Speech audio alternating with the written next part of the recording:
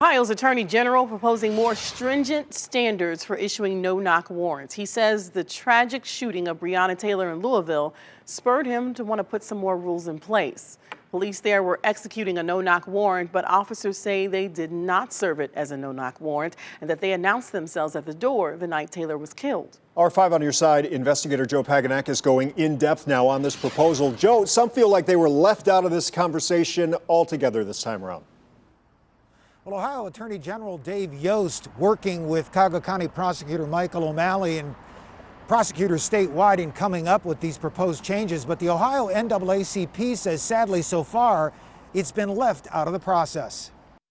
The no-knock is designed for those rare occasions when there's a serious problem. Ohio Attorney General Dave Yost believes no-knock warrants should be maintained in Ohio to protect officers who are being sent into extremely dangerous situations. But he believes changes are needed, proposing tougher standards as to when police statewide can be issued one. We're asking for that to be changed to a substantial risk of serious physical harm to officers. Yost wants to raise the threshold in determining when an officer is at risk, clarifying that police must have probable cause, not reasonable suspicion, to receive a no-knock warrant. Ban the use of no-knock warrants in misdemeanor drug cases, and require officers with body cameras to activate them when conducting one of these warrants.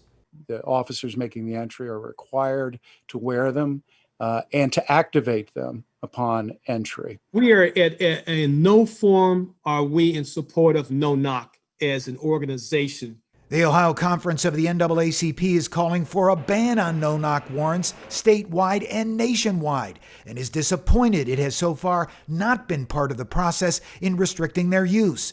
The group is looking forward to reviewing the proposed changes. I will have it sent to my Committee on Public Safety and Criminal Justice, who are made up of some former police officers and lawyers in the area. CSU Chief Diversity Officer Professor Ronnie Dunn commended the Attorney General's effort, but says more community input is needed to get it right.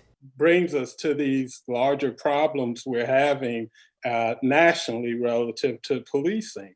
One-sided discussions and engagement. You need to engage the community. And Cuyahoga County Prosecutor Michael O'Malley added that better police training and better equipment is also needed in the rare event a no-knock warrant is issued right here in Cuyahoga County.